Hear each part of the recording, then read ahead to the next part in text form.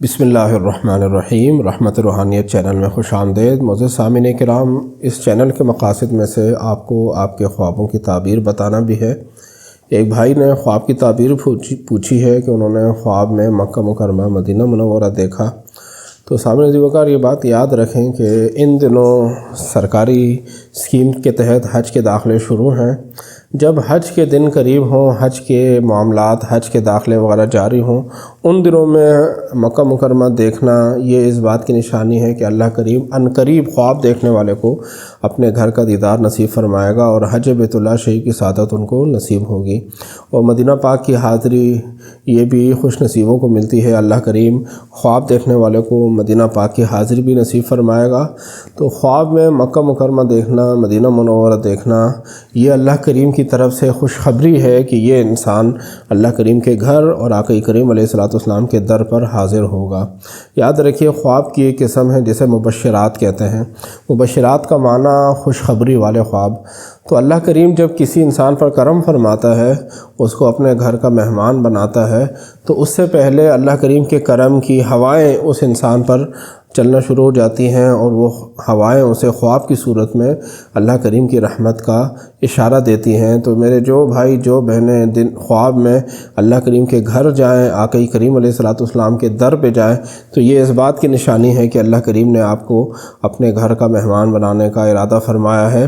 آپ کا بلاوا آ چکا ہے۔ ان قریب آپ کو اللہ کریم اپنے گھر کا دیدار نصیب فرمائے گا۔ اللہ کریم سے دعا ہے کہ اللہ کریم ہم سب کو اپنے گھر کی دیدار بار بار نصیب فرمائے، حج بیت اللہ شریف کی سعادت نصیب فرمائے۔ اس حوالے سے اس خواب کے ساتھ ریلیٹڈ ایک وظیفہ بھی آپ کی خدمت میں پیش کر دوں۔ پہلے بھی میں نے کسی ویڈیو میں وظیفہ بتایا تھا ان بہن بھائیوں کے لیے جو چاہتے ہیں کہ ہم حج بیت اللہ شریف کی سعادت حاصل کریں، ہم عمرے کے لیے جائیں، لیکن ہمارے پاس ظاہری طور پر اسباب نہیں ہیں۔ تو ان بہن بھائیوں کی خدمت میں یہ عرض ہے کہ آپ نے سب سے پہلے پاسپورٹ بنانا ہے اس نیت سے کہ میں حج کے لیے جاؤں گا، اللہ کریم کے گھر حاضر ہوں گا، آقا کریم علیہ الصلوۃ والسلام کے در اقدس پر بادب حاضری دوں گا۔ اس نیت سے آپ پاسپورٹ بنوائیں۔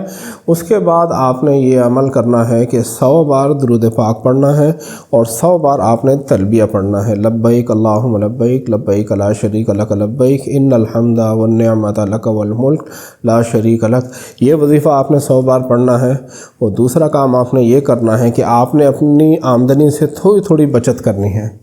تھوڑے تھوڑے پیسے آپ نے سائڈ پہ رکھنے ہیں اس نیت سے کہ یہ وہ رقم ہے جس سے میں اللہ کریم کے گھر میں جاؤں گا، یہ میری طرف سے بچت ہے، میں اللہ کریم کے گھر حاضری کے لیے یہ پیسے جمع کر رہا ہوں۔ انشاءاللہ العزیز آپ یہ عمل کریں اور پھر اللہ کریم کی رحمت کو دیکھیں کہ اللہ کریم آپ کو کیسے اپنے گھر بلاتا ہے۔